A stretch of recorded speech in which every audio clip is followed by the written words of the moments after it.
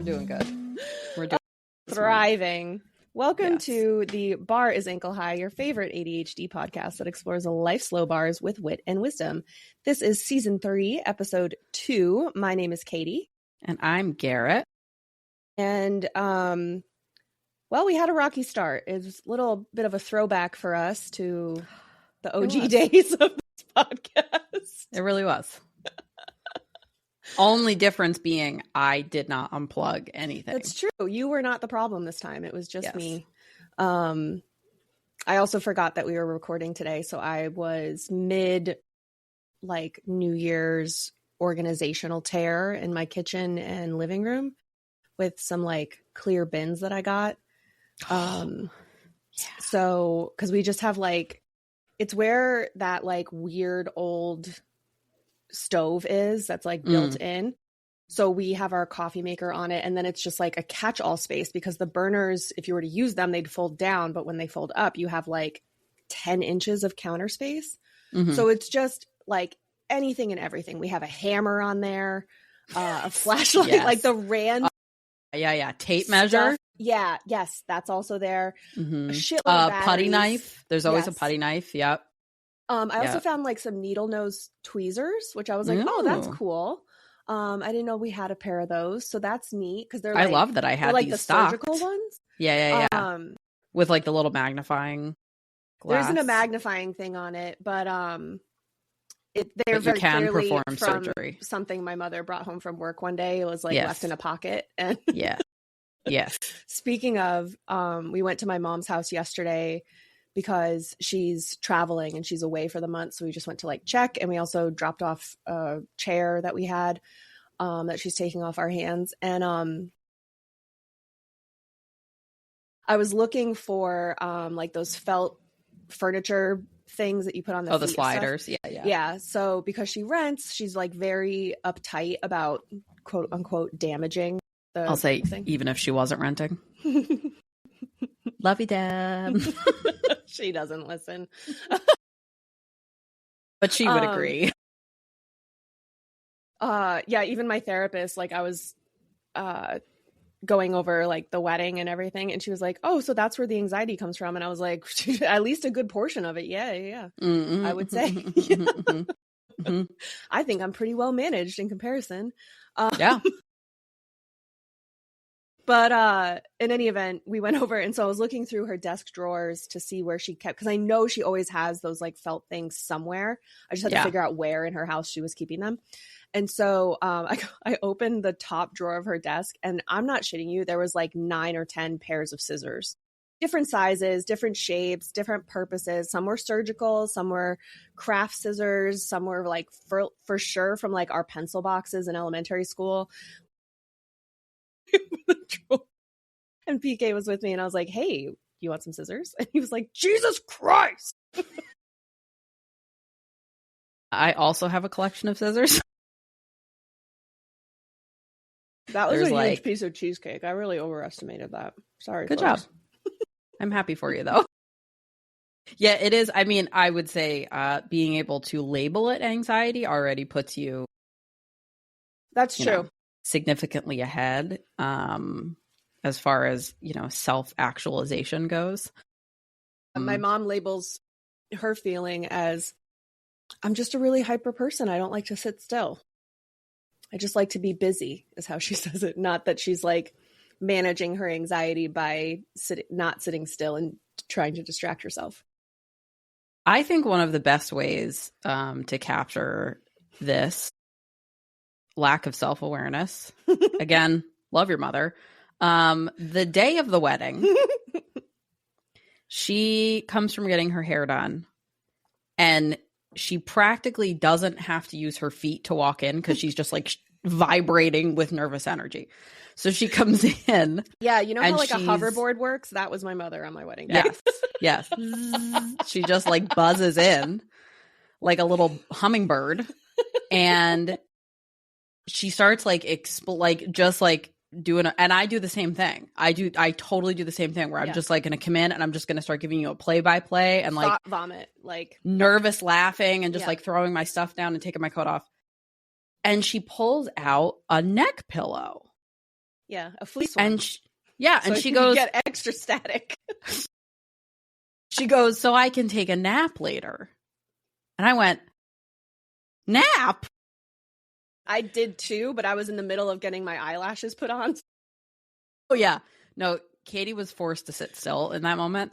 And I had to like cackle. I was very much that set of emojis we send to each other with the one eyeball, the open mouth, and the other eyeball.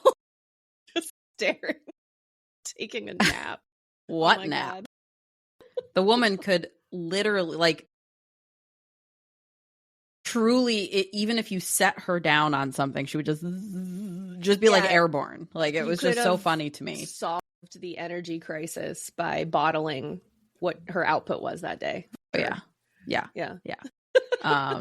So it was just hilarious to me that she showed up and had the neck pillow with her, and I was like, I think it is adorable that you think that you would be able to nap today. Bananas. Because you can't even sit still. In the middle of this room with 4 other people.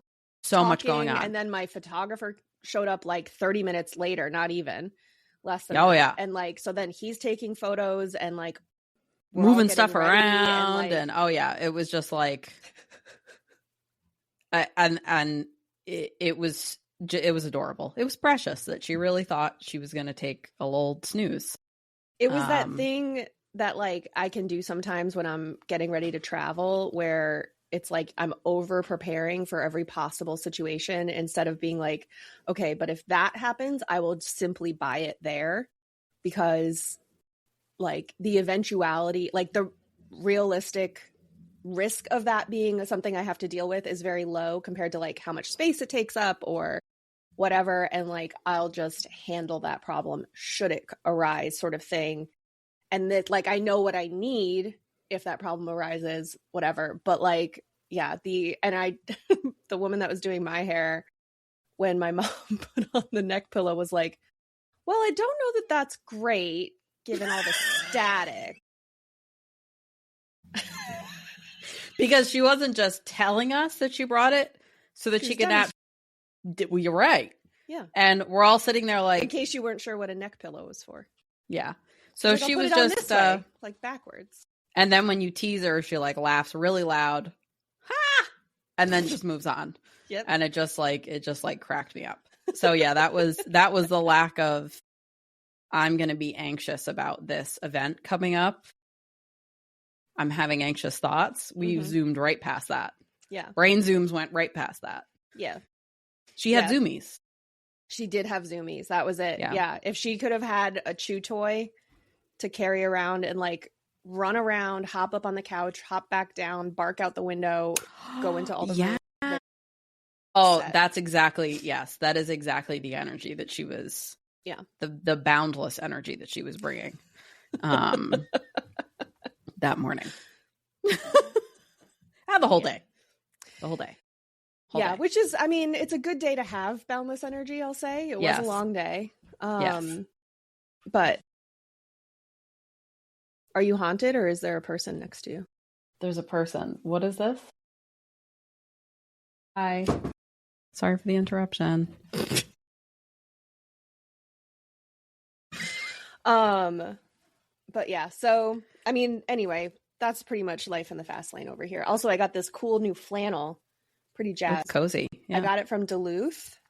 And it's quilted. Ooh, it's got the line. Yeah. So I'm very excited because also there's like side pockets down here, but there's also back side pockets. Like, so I can, I don't know, scratch my butt or something. I don't know. But pretend you're getting something out of your pocket.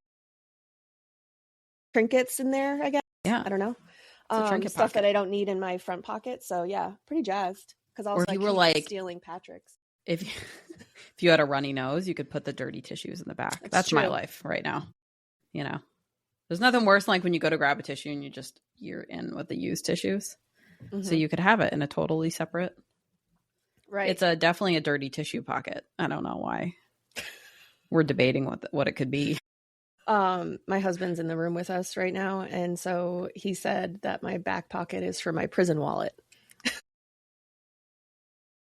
So that's going to be on the podcast. You're welcome. Wow, that's 2 guest stars in one episode. Wow. You're welcome, folks. And you know what? Actually, very on brand for both. Yeah. Very on brand. Those all really track with kind of how everyday life is. It's true. Let's do a little mental health check-in.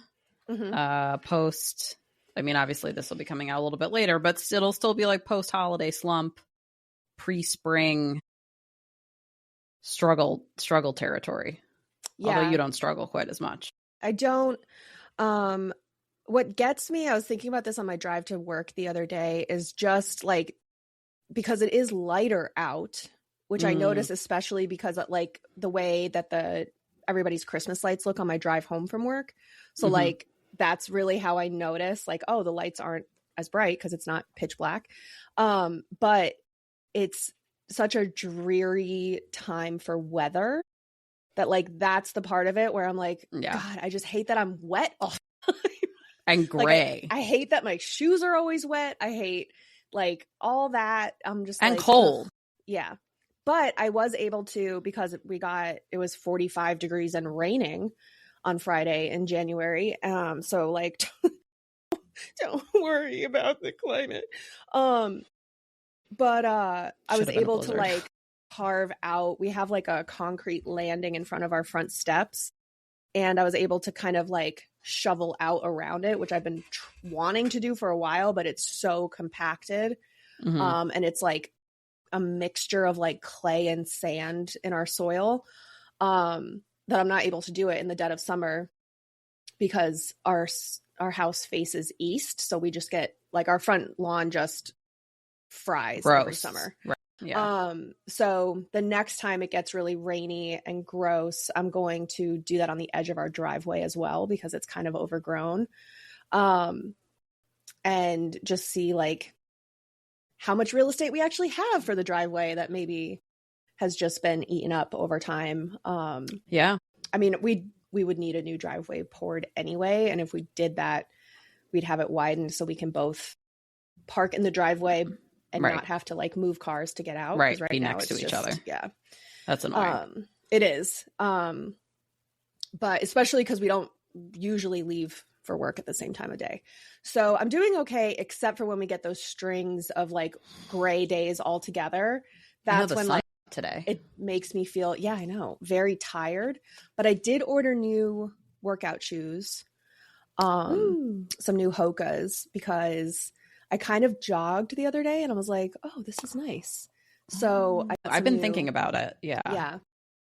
Very slow. I mean, it's very much like in Anchorman where he's like, I don't know if it's jog or yog. It might be a silent J. So I'm going yogging. Yeah. I mean, that's honestly, even at my like most fit, when I was working out all the time, my run was still slow. Like I'm just a slow runner. I'll never be a fast runner. When I was with my abusive ex, he had 2 kids and his oldest was like extremely fast, but she was like a sprinter. So like we were playing tag at some point and like I was it. And the only way I could catch her is if I just like waited her out like a shark. Like I was just like, okay, I can go longer than you. So I'll catch you. I can't run away. So I'll be it again immediately. Love that you had a real technique. Yeah. That you had to like think out a plan of action. That's good. My technique with most people is to just wear them down, I think. That's fair. Yeah. I mean, if it's effective. Yeah. Why not? That's why you're my friend. You're like, I had the years. Yeah. Years. I was working on that plan. And then COVID happened. There was no escape. There was nowhere for you to go. You couldn't tell me you were busy. So how are you going to ignore me?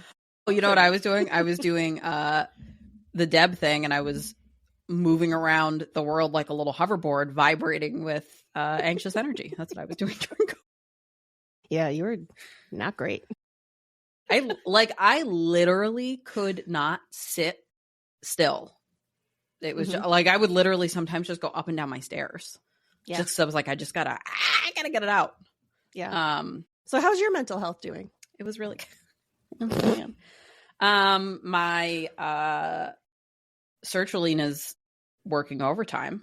But I'm actually, I think because we've had a few kind of, even though it's been rainy and gray, it's been warm. Yeah. So like, just because it hasn't been so cold, and now it's not like we lost all our snow with all that rain that we had. It's true. It is nice to see the grass this time of year. Yeah. So I'm like, and the farmer that we have here is like prepping for spring stuff. So I'm starting to feel a little, I feel like the end is nigh, you know? Yeah. Is it the season change or is it the apocalypse? Don't know, but something's coming. So I'm feeling like a little bit less stuck and hibernating, you know? I'll tell you next episode, but I did hear a light conspiracy theory about the apocalypse and how it already happened. But I'll tell you next episode. So tune in next week to hear what I heard and what's been living rent free in my hair. What I heard. Tune in next week to hear. Tune in next week for Hearsay. Truly.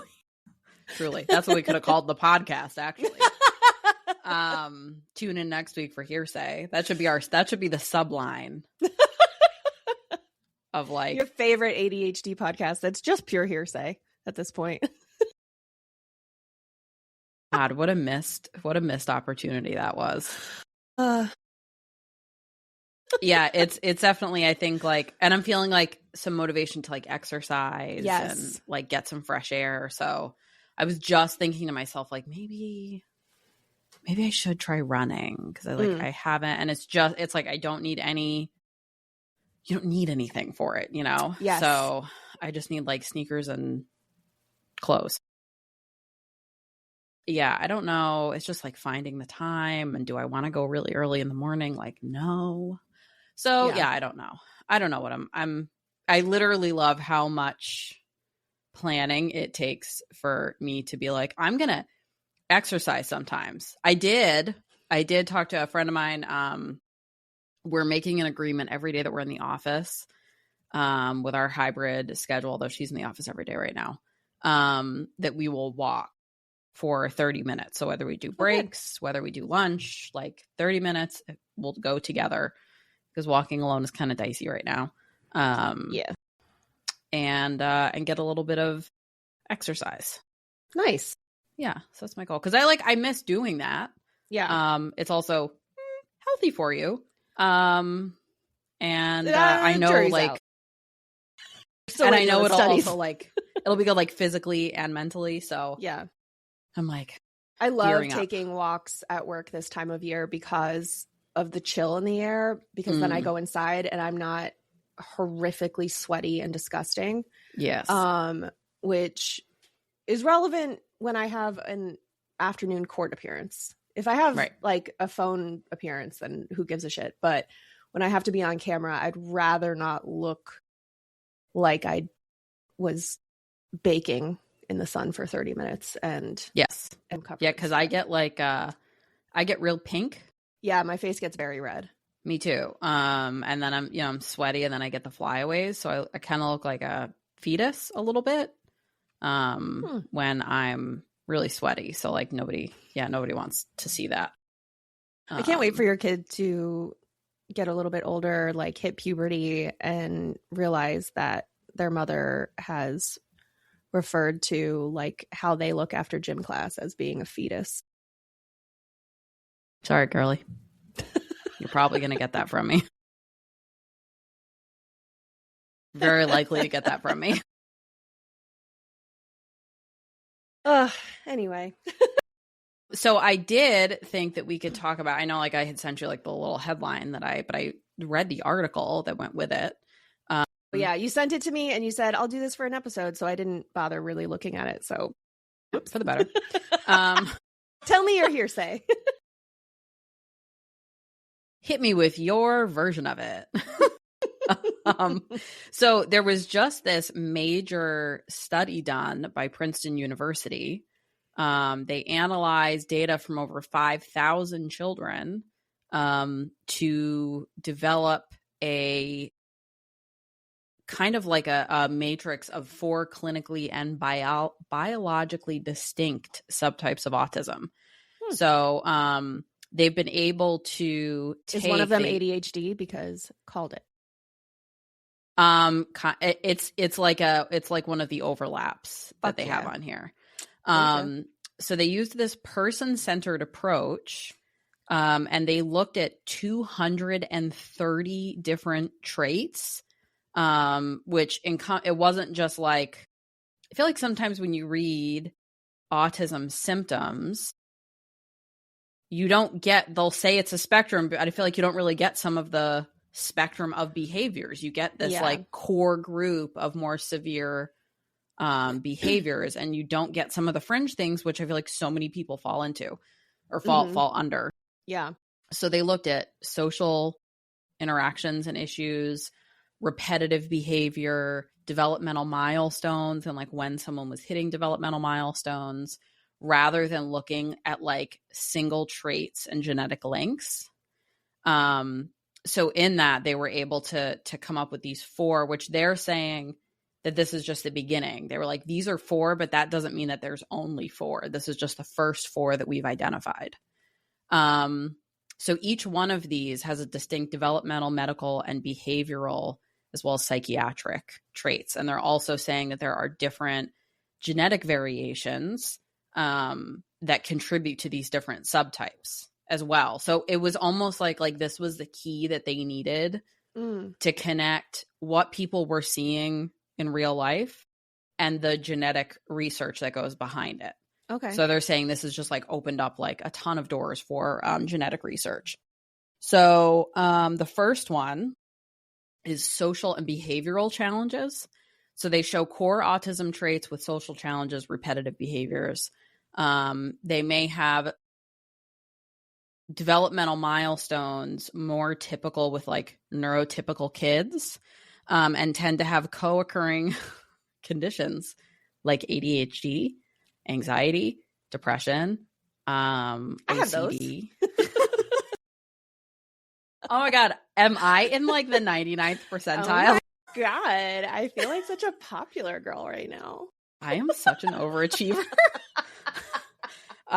This is considered one of the larger subtypes, and they're saying it constituted about 37% of the participants in their study. So this is like one of the big ones. Actually, I think it's the biggest one. The next type was mixed autism spectrum with developmental delay.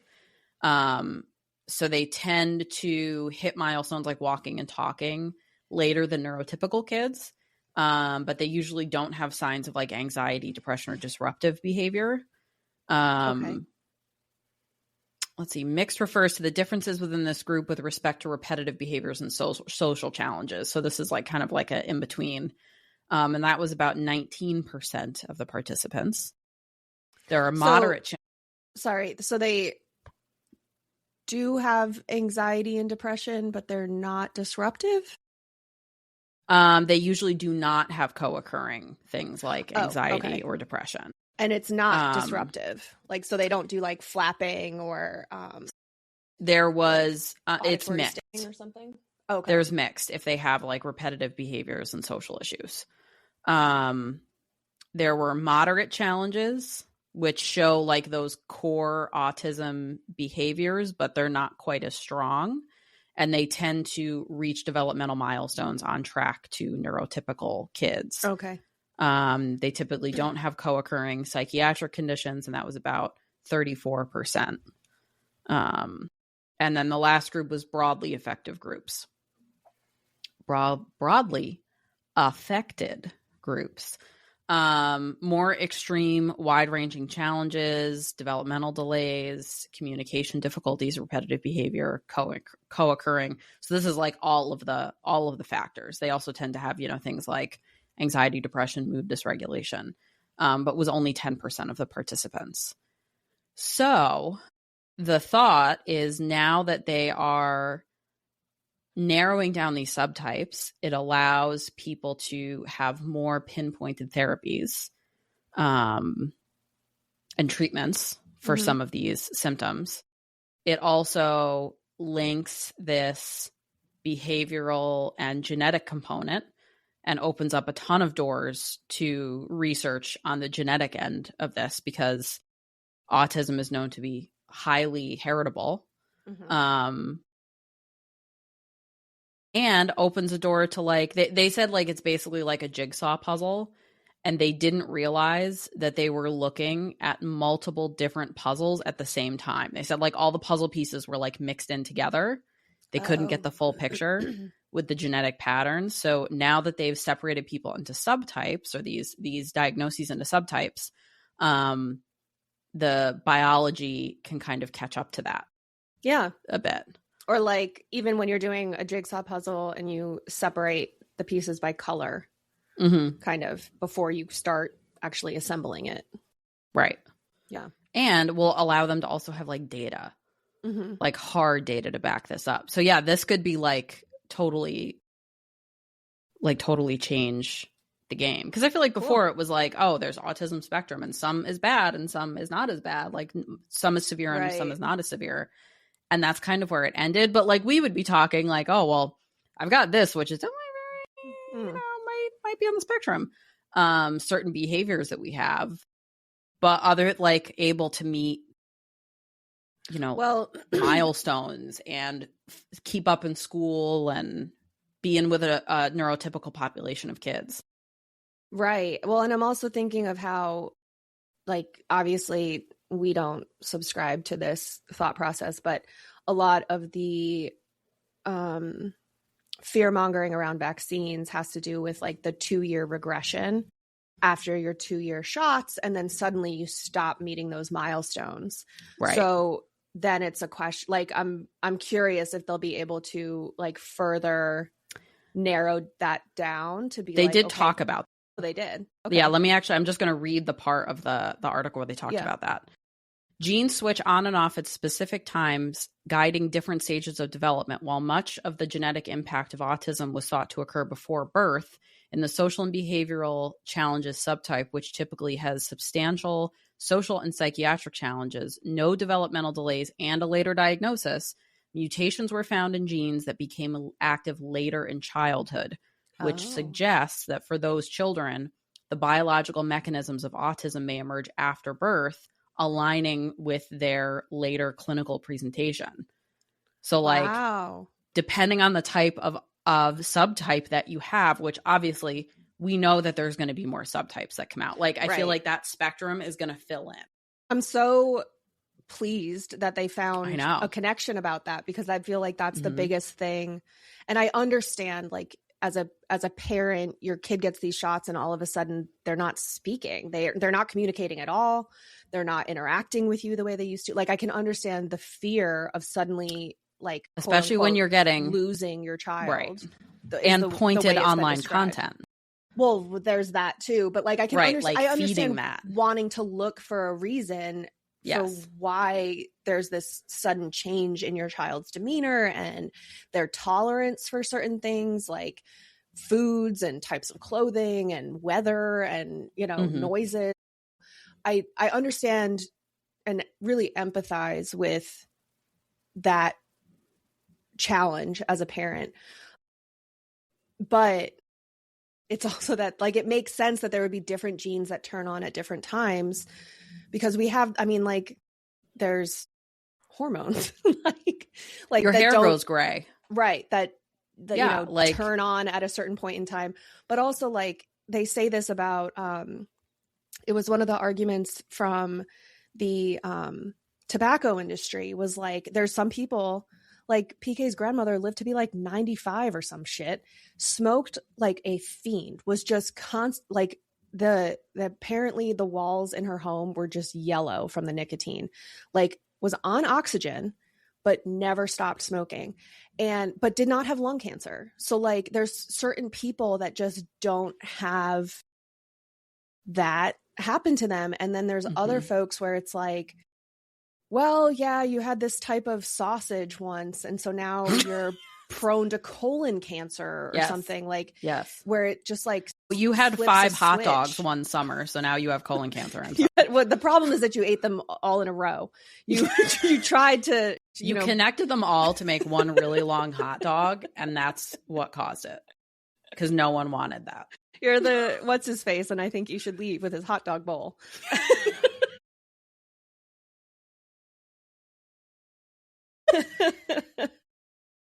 How many hot dogs do you eat a day?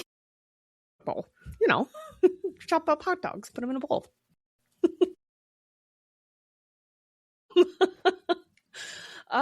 So yeah, but it's like that where, you have folks who same set of circumstances and don't end up with cancer or mesothelioma or whatever, even like hearing loss. I mean, not everybody who works in construction ends up with hearing loss, and yet you can end up with hearing loss. So it's just and understanding like the difference between like an anecdotal piece of information that you're receiving and like data backed like large scale studies. Yeah, I mean, this is 5,000 kids. Like, what happens when they look at data from 50,000? You know what I mean? So I just think it's very exciting. They were able to get 5,000 kids into one study. I mean, I so guess they Princeton, went so through.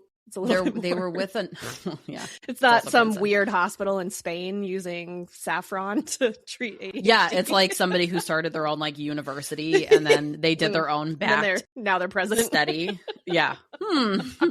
Weird. They did it with like this other foundation. It was like in conjunction with this other foundation, and I think that's part of. They have like I'm sure like a huge network. Yeah. And I'm sure a lot of families who, because they're participating with these foundations, want to participate in research and contribute towards research that we're learning more. So yeah, I think that was probably something uniquely effective about this. But yeah, just like a really cool study that found it just unlocked a lot of things, I think, for folks dealing with this. So very cool and great for families too, because the earlier that these kids, like as soon as and to kind of like interrupt that point, when you're going for your pediatrician visits and they're doing these checklists, that will also impact how they are evaluating kids in these early visits. I mean, like I think about like bringing my child and the pediatrician was like, I just don't have any concerns. She's fine. But then having concerns later on, like, yeah, but nobody. Bring her in with a delayed nap time day and then see if the pediatrician has any concerns. We did that on Christmas. We skipped a nap and it was. But we also forgot we skipped a nap. So it hit like 6 o'clock and she was being the worst. And I looked at my spouse and I was like, duh. We skipped a nap. She's struggling. She's like missing a couple hours of sleep.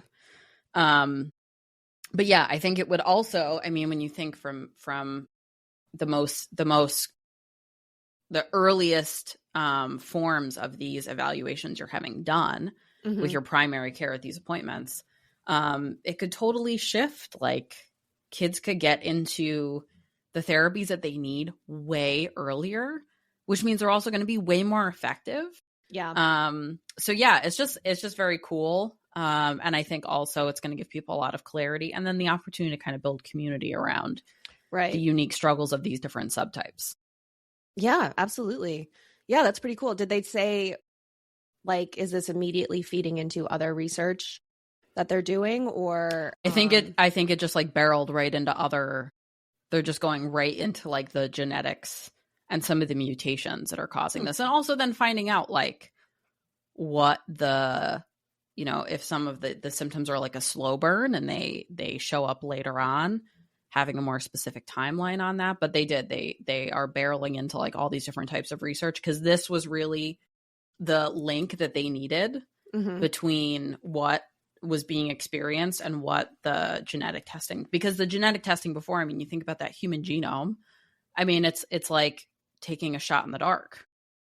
So this allowed them to have a much more precise lens for looking at the genetics that feed some of these traits. Yeah, for sure. And since I think it happens so often, the I mean, I know based on our Instagram's DMs that it happens pretty often, but when folks have their child diagnosed with ADHD or autism spectrum disorder, they then, like, when going through the intervention procedures for their own child, they're like, oh, I do that. And oh, I do that. Like, whoops. They're like, that can't be a sign. Did this study take like blood samples or whatever from the parents of these kids to see to what extent there's a hereditary connection? They didn't specifically mention that, but I wouldn't be surprised. I mean, I'm sure also like a lot of the parents that are bringing their kids in. I guess it's not really relevant until they can actually like identify the markers and say like, this is what we're testing for, and then like go from there. Yeah, it is pretty wild. Like, because so many, especially if you weren't diagnosed in childhood, like we just mask our little hearts out.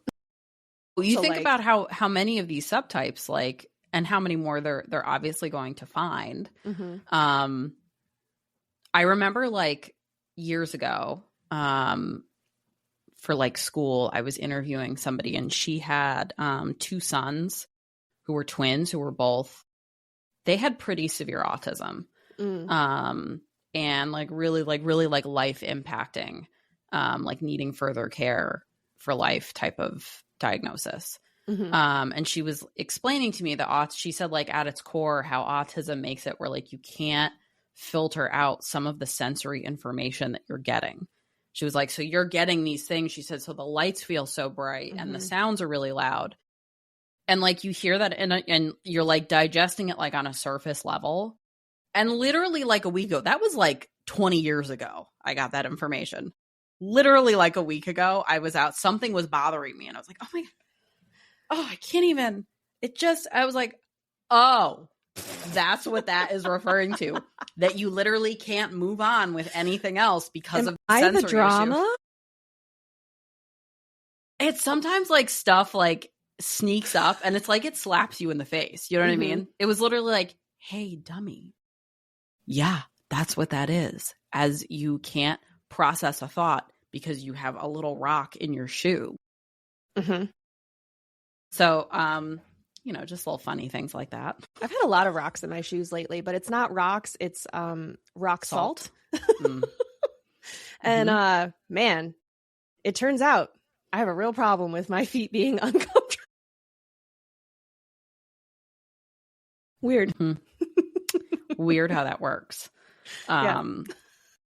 So yeah, I thought that would be a cool one to talk about. How's your sourdough? Oh, thank you. How's your sourdough good, doing? Actually, I just fed it because I made a loaf the other day and it came out well, but then I guess there was like some unincorporated flour in the bottom of the bowl from like because I just like mix it and put it to rise when I go to work, and then when I come home I'll just bake it. I don't really like fuck around with it that much, and especially this time of year it seems to work better doing that. Like I don't have to babysit it as much. I think in the summer I have to be a little bit more on top of it because it just rises so quickly. But in any event, so there was some raw flour in the loaf I made the other day, which made me mad. Patrick didn't care, but it made me mad. So I'm going to make another one. And we're just not eating too much bread, but like I want to make some corn chowder this week. And corn chowder. So good. It's the recipe by Chef Teeny, who she was on like a Gordon Ramsay show. She's very talented. That's the one with the mac and cheese, right? Yes. So I follow her on TikTok. She also has a Substack, so like you can just subscribe to that if you don't want to use TikTok. But she has this like, it's like chicken corn chowder, like shredded chicken corn chowder or whatever.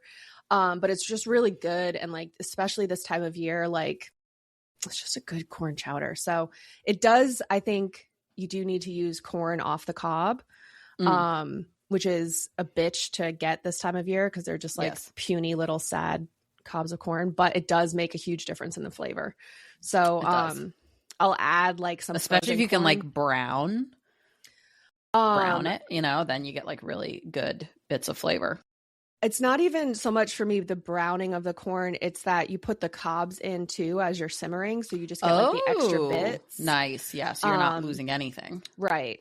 So, nice. And then I like use tongs and kind of like squish the sides of the cobs and like really get it out once I'm done cooking with it. But yeah, so I'm going to make that today. But having like a piece of sourdough, like a good piece of bread with that would be really quite yummy. So I will make soup unless I have.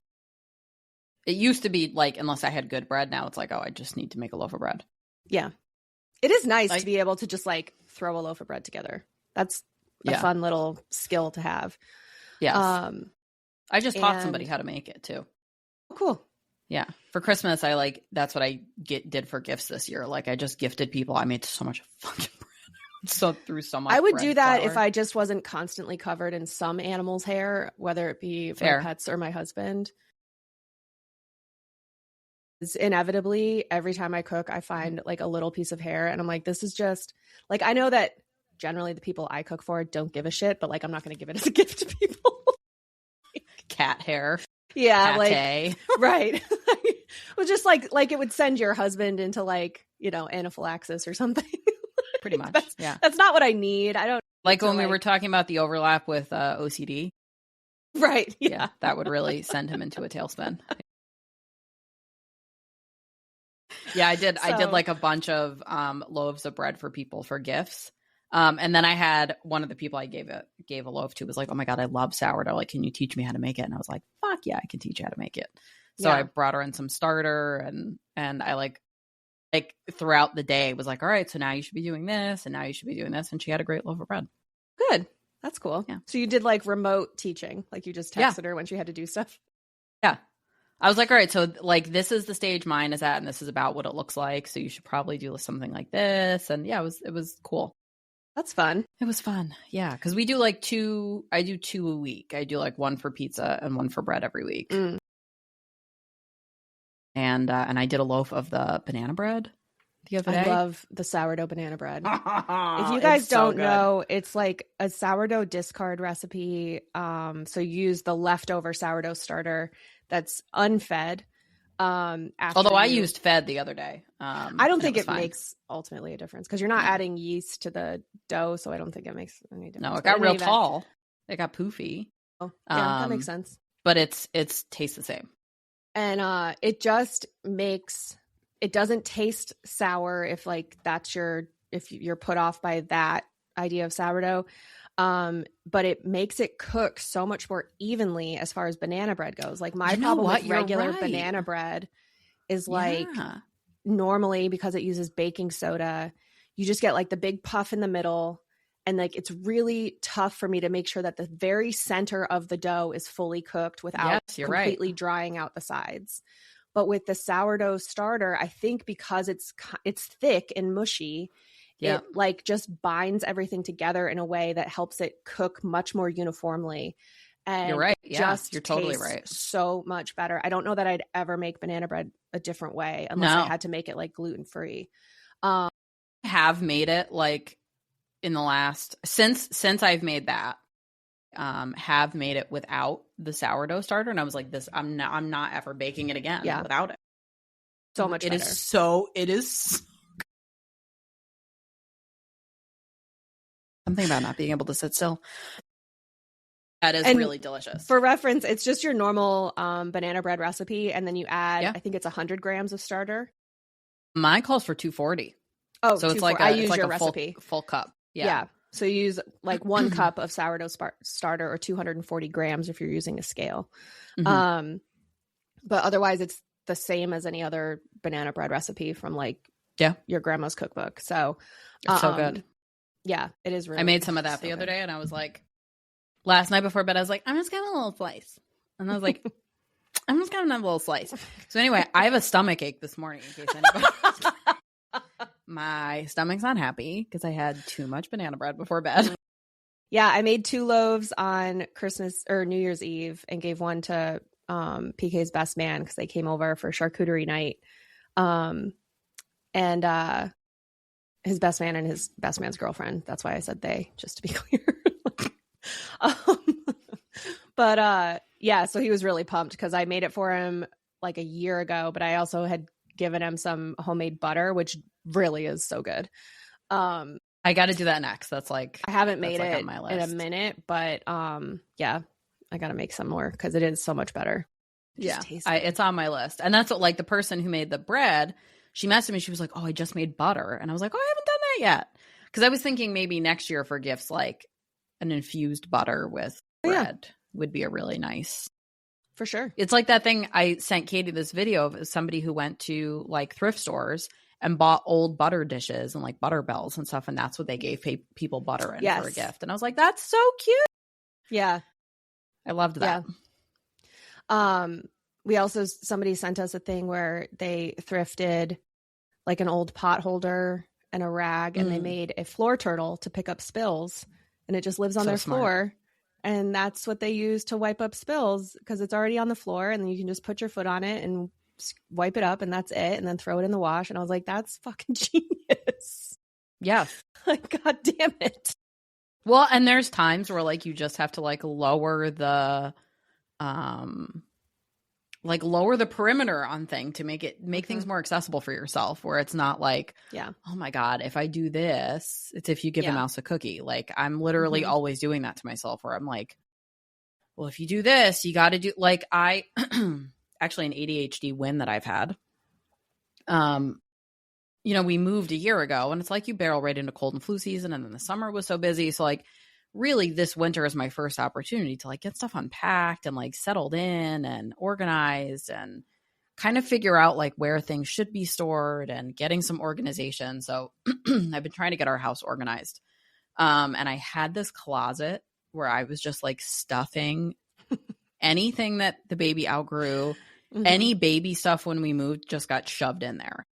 And then we had this pregnancy loss, and I was like, I'm just like really not in a place to like clean out this closet. Yeah, that's fair. And then I kind of turned a corner with my processing. So I was like, okay, I'm ready. I'm going to clean out. And like over the course, it took me like a week of doing, you know, and I was only doing like 15 to 30 minutes every time I attempted it. Also reasonable. Right. And I was like, this is how much time I can dedicate. And if I made it where I didn't, because before I was like, I need to clean out this closet. I need to lay out all of these clothes and sort them by size and season and fold them. I will tell you what I did instead. Threw it all in a bag and set it on fire. Yeah. And now I have nothing to organize. Yeah. No, we bought these like huge, it's like a duffel bag and a reusable bag. Had a baby almost. Have you seen those? Well, I'm thinking of, is it on wheels? It's not on wheels, but it's almost like tarp material, and it has a big zipper. It's just like a big the IKEA bags. Yeah. But it zips shut, and they have like taupe straps, so you can handles, like pick them up and carry them. Yeah. So we got a whole bunch of for those. Our Christmas tree, but it's very similar to those storage bags.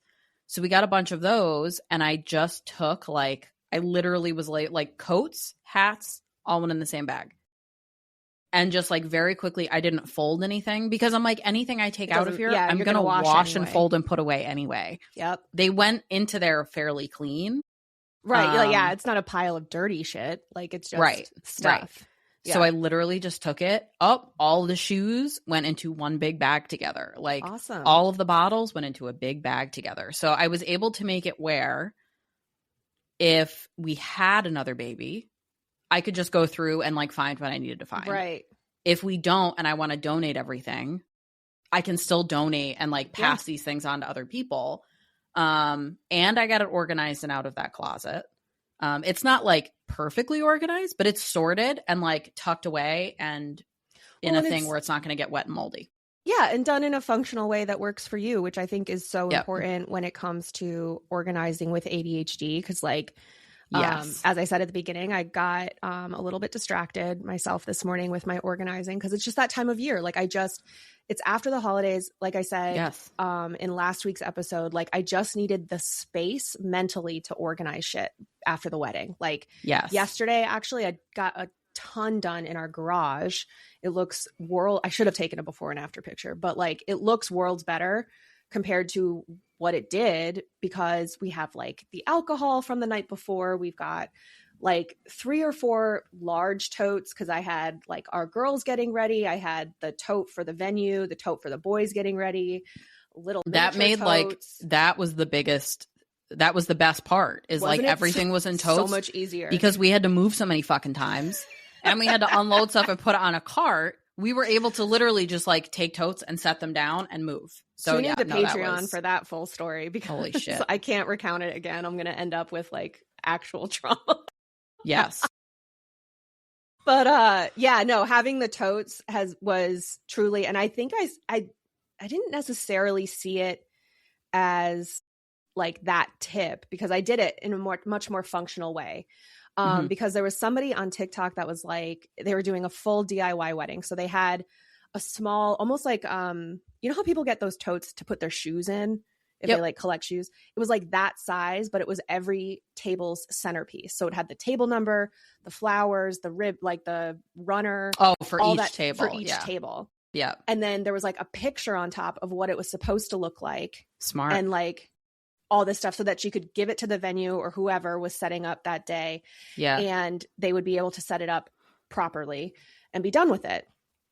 So she had that. She had like the emergency kit, like your friend gave us, all these different things, but they were like smaller. And I was like, cool, except for like most stuff already comes in some sort of box. And like, if I don't have to remove it from the box, I'm not going to. And also if you have to carry 40 little totes, I can't even imagine. They all would have fallen off. It was so windy when we had them on that cart trying to It was so windy, and it was also just like blown extremely into the river. cold.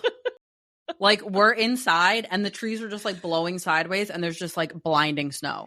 And like, then it would be a hotel and you can hear the wind, you know it's really windy. Yeah. Like hotels are pretty goddamn durable, and we were on the floor and could hear the wind. It was nuts. Yes. But yeah, so if we had just the little totes, they all would have like blown away for sure. Yes. And like they fall and you can't carry them. So it was like, it was just perfect. Like you had these good sized totes that were labeled and we could just like, and it was like, oh, we need to bring this with us too. You could just toss it in the tote. Yes. So it was like, I thought like, again, it was what worked for what my brain needed it to say. And like, yeah, like, I mean, I had like the flats that I was going to wear after the pictures were done. I had, like everything. It was just all settled, but I had like, they were just like thrown into the garage, and then we went away for a couple of days, and then it was Christmas. So like, I just needed the space to like mentally handle it so that I could figure out like how I want things organized, where I want them to be. Yes. I also wanted to like kind of reorganize our travel gear so that I could go into a bin and like, okay, this is a deodorant, a shampoo, a whatever. Like it's just all in one spot, because now especially most hotels seem to have full-size toiletries in their showers. So like for the most part, I don't need to really worry about bringing a shampoo and conditioner and body wash. So like if I have them, cool. Like if I'm going to an Airbnb, for example, then okay, I'll need to bring that stuff with me, but otherwise I don't need to have it in my toiletry kit 100% of the time. And types of things. I could probably pick up a little one if I need to. Exactly. Yeah. Not that we were capable of doing that at my bachelorette party. No, we weren't. I forgot a toothbrush. Katie forgot a phone charger. Yeah, I brought the charger for my vibrator instead, folks. Which was classic. Classic misunderstanding that everybody has. You know. So this is a great example of ADHD wins and losses. Yeah, and the cord I got from the grocery store to charge my phone, because Garrett's phone has a different plug than mine. Thank you, Tim Apple. Yes. She was like, I forgot. I was like, one in my car. And I was like, nope. Doesn't fit. No. Okay, cool. But the cord I got from the grocery store like lit up, and I was like, ooh, this is fun. It is so fucking bright. I was blinded all night. And also it doesn't stay in my phone. Like it is it is a perfect charger if you're going to put your phone down and walk away from it while it charges. That is not how I use my phone while it's charging. I abused my phone. So yeah, it was just like a whole series of things. And we were like, oh, it's weird. Like maybe there's some, what were we looking? We were looking for something. And at the end of the second night, you open the cabinet. There's like minis of it was the most well-stocked Airbnb ever. Like they were delightful. It was such a cute little spot. Would definitely stay there again. But except for the stairs. The stairs were terrifying. Would definitely just pack like a duffel bag and not a suitcase next time. Or yeah. But the it was just very cute, but it was so well stocked. We found like toothbrush, toothpaste, body wash, shampoo, skin wash, razors, acne cream, like shaving cream, like anything. Makeup. It was wild. It was so funny though. But in any event, so I just wanted to like organize all of that stuff and like get it kind of situated in a way. And like realistically, this coming like before spring, we'll probably go through the basement and get it more organized. We just got rid of one of PK's Barco loungers. We're hoping to get rid of the second one this coming summer. If his friend moves to a bigger place, but it's just like getting the space to do that. And I have to go through my clothes too, because like it's kind of like when the seasons change, because they're so like fluctuating. It's really tough for me to be like, okay, now I can put this away. When it's not like flannel pajamas. Yes.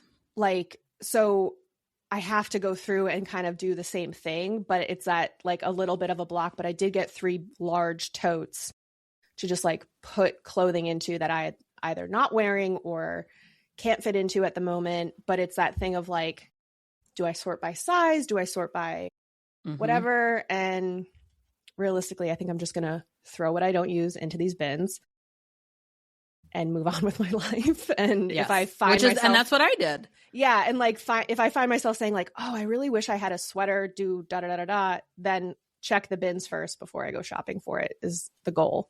We'll see how well that pans out, because I do love to shop. Whoops. But yeah, that's where I'll probably, that's what I think I'm going to do the rest of the day if I don't make my soup. Yeah, it's and it feels so good. Like that lady who's got that series of like, how long did it actually take me? Where she's like, oh, I've been putting this off for 3 years and it took me 45 minutes to do. I love those videos. There's also a subreddit called well, there's 2, but I follow the one that's UFYH. It's Unfuck Your Habitat. Oh, yeah. Or Unfuck Your Life or something. Yes. Yeah, and it's like people posting like this is what the room looks like give me some motivation, blah blah blah, which I can't imagine getting all the notifications from Reddit is helping you do it. But when you see the update of like what it looks like afterwards, it's great, because then it's like, okay, that's kind of like what my room looks like, and I need to like, it's possible or something. And so it's still like, it's just nice to see. I don't know, like I love any transformation video. Give it to me. I sometimes feel like a whole lunatic, because I will sit and watch after I have just spent a large portion of my day cleaning. I will watch videos of people cleaning. It's a kink. And I'll watch like 4 of them and I'm like, this is enough. This is enough. Like truly, ma'am, how much of your day? And I have to like it's like put the phone down and walk away from it. That's kind of what I have to do. Because the other one I've been looking up, and maybe we'll start the next episode with this discussion, because we're at an hour now. But the other one I've been looking up is travel tips, because we booked our honeymoon. So we'll hear about their honeymoon next week. Yeah. So in the meantime, don't worry too much about what autism subgroup you're in, but you know, the takeaway is that you're probably in one if you're listening to this podcast. Don't worry about which one, but you're definitely one of them. And don't forget, if you haven't yet left us a review on Spotify or Apple, go do that, please. 5 stars only, because duh. And we're too cute for 2 stars. Yeah. You can follow us on social media. We're on Instagram and Facebook at The Bar is Ankle High. We're on TikTok at Ankle High Pod. As these episodes come out, I'll be posting more. I haven't really posted since the end of really since summer. I think I kind of like stepped away from the TikTok content. Yeah, we took a break. Yeah, shit got really busy. But yeah, so you can follow us on TikTok. And that's pretty much all we have, I think. Yeah. Share us with your friends. Whatever. We love seeing when you tag us in your stories that you're listening and stuff. So go do that because it makes us happy. And something about dopamine. Do you want to do the sign off? Do you have a